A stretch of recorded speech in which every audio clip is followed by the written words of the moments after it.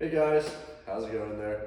My name is Nick Schlenka. As you know, I'm a personal trainer and registered kinesiologist in Nova Scotia, Canada. But I am not from Nova Scotia originally. I'm actually from the Cochrane, Alberta area. And that is about 20 minutes from Calgary. And today I'm here to talk to you about why, you might not be a good fit for boxing. Now, boxing is a really rough sport, but that's the only sport I have experience with in terms of combat sports, although I am looking forward to doing others in the future when I have time. But I did boxing for about 3.5 years. I started in 2014 as a very, very new and, undisciplined fighter or, young man.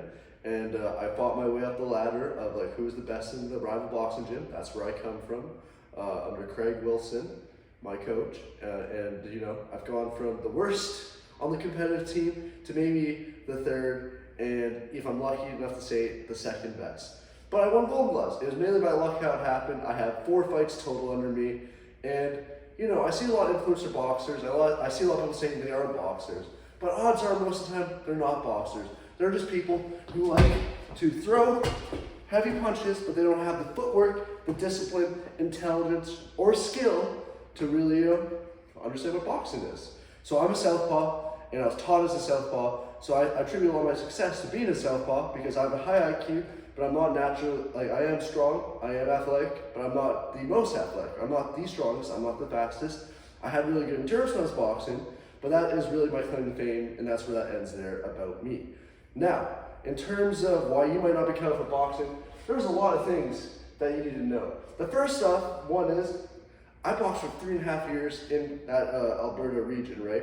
In my first 6 months, once I started, after 3 weeks, I decided to take it seriously because I want to see where I can go. It was something to prove myself. I was a shy young man, and I want to prove what I was made of. I want to see what I was made of because that's really when you know who you are, is when you're pushing yourself to the absolute limit. At least that's my philosophy. But the thing is, right, is you need to have the basics. And the basics took me easily 6 months, where you learn how to throw a jab, throw it straight, jab, slip, straight, slip, opposite direction, roll, whatever. 1, 2, slip, roll, back, forward, step, no crossing over, okay? So what I'm trying to say is that little demonstration on top of, the lead hook, that took me 6 months to learn and not be very good at it. I used to have bad habits. My jabs, my worst punch still were my lead hook, straight are probably the better ones, but I used to straight punch with my straight without, flexing my wrist or whatever, engaging my wrist or keeping it stiff, just to have more power there. So if you look at your YouTube influencers, they've been doing boxing for very short times. They're hiring all these professional trainers, which is awesome. I totally respect that. But you can't learn all those basics all at once. And then what happens when you skip some of the basics? Well, that leads to errors, right? So odds are, if you're not patient enough, you can't learn the basics. And speaking of patience, that's my third one there. I was working 3 jobs 6 months ago, and one of them was at Winners. Now, did I particularly enjoy or care about the job? Not as much, but I appreciate the opportunity at the end of the day. But because the cool thing about the opportunity is I talked to somebody who was from, it wasn't the NBA, but it was a European organization, I believe. I didn't really remember his name. We were just chatting. He was like 6'7", though. He was massive. He reminded me against the heavyweight Usama I used to spar against. And it was, give me some PTSD, that's for sure. But the thing is, we're talking, and I was like, man, you ever tried boxing? You're a big guy. He was like, man, I tried, but, I just quit because I wasn't good at it. And that's the thing is, boxing, it's going to humble you. It's not easy to learn how to move properly like it. It takes time, it takes dedication, it takes consistency, it takes everything. And it should take everything.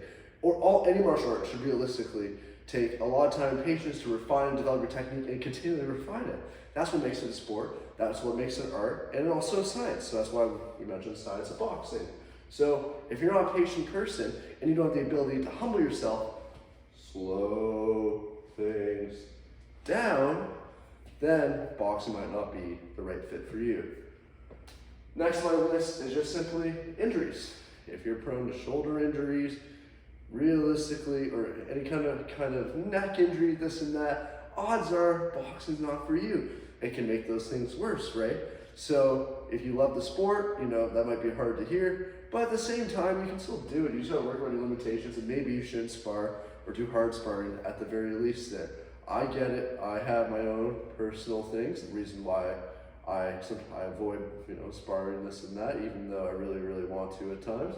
But, just keep that in mind, because you have your whole life ahead of you. It would be a shame that if, one bad thing happened that altered your life and your quality of life and your function in life, right? Now, the next thing I would say is why you can't box is just intelligence. And that kind of, a lot of these themes just cross over.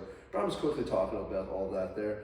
So, odds are if you're a brute and you're just trying to hit the guy, just to hit the guy, and you don't have your defense, your clean footwork, right, working on the outside if you're a southpaw, or I guess inside if you're an orthodox, then it might not be a good fit for you. You have to think about it. If you can't think, if you don't have any form of IQ or ring IQ or just general plan or the ability to follow a plan or to strategize, then boxing might not be for you. When they say there's levels to it, it's because they're there for a reason.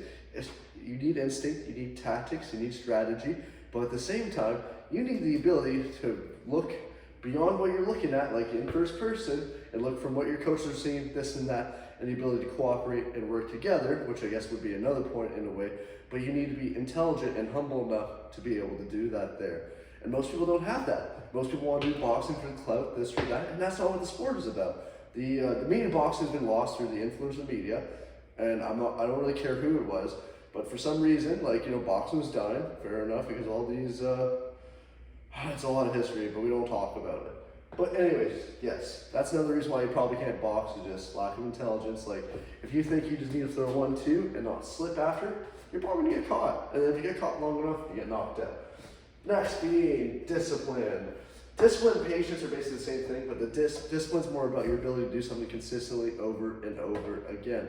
So, I had to make 155 pounds. I'm 170 naturally, where I've been to 200 pounds when I was trying to power lift, where I was 180 when I was a bit bigger, when I was eating well and, weight training properly. I'm still weight training now, but it's just like general fitness kind of thing. So, in terms of discipline, you need to eat right. You might have to eat less if you're cutting. Eating more if you're a heavyweight, but that's a different issue, right? But you need to have the discipline to arrive your training consistently, give the same effort consistently, work through soreness, pain, sometimes injuries, and I've done that where because I didn't have a straight wrist for my straight punch, I hurt my wrist twice. Now I can definitely feel sometimes it's messed up. That's on me, right? It's live and learn. But if you don't think you can be patient and disciplined for boxing, this sport ain't for you. And you know what? I've seen a lot of people with natural talent quit, right? Just like that NBA player who was talking about, like, man, I can't do this. Respect, fair enough. Because once something gets hard, no one wants to do it. And that's where the true boxers shine.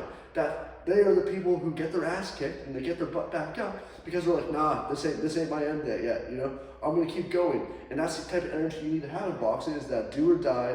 Never give up, never surrender, but never surrender in an intelligent way. You're fighting, but you're fighting to win. You're not fighting for fighting's sake, okay? So, last but not least, the reason why you cannot box is just lack of, talent or persistence, which is kind of what we're talking about, that discipline there. So, talent can be so many things, and there actually is no such thing really as talent. Talent can manifest through hours of practice, where some people might need to practice less to get somewhere faster. But overall, if you spend the time in and you put the work in, you'll be good at something. You have to play to your strengths. So usually some young men especially, and this was myself in the past, where you might get caught up, you might be brawling, you might be trying to throw those hands well against your opponent because you want to back down and move. One of the guys who I fought with competitively, and I was supposed to fight him in the Golden Gloves tournament, but he bit in it. I'm thankful for it because Max, you hit really hard, and I didn't want to fight you. Thank you for being sick. It's you gotta figure out what you're good at. So for me, it was more of the endurance and tactics and IQ and the ability to use the ring with my footwork, while other people, like Max, might have solid punches, some good variety, and power behind them. You need to know what you're good at in order to work at what you're bad at, and also know when you should work at what you're good at. That's redundant to a certain degree, but generally, I'm just saying, if you cannot box because you do not have the patience to build up that talent through the accumulation of proper hours and make sure your chin's down, this and that, what's the point? Don't do it. Guys, I'm not trying to scare you from boxing. I just want to give it some credibility back, and I hope to be being a boxing coach in the future. I'm working towards that. And I'm sure you'll see more of me. So thank you everybody for your time today. I really appreciate it, and I hope everybody has a great day.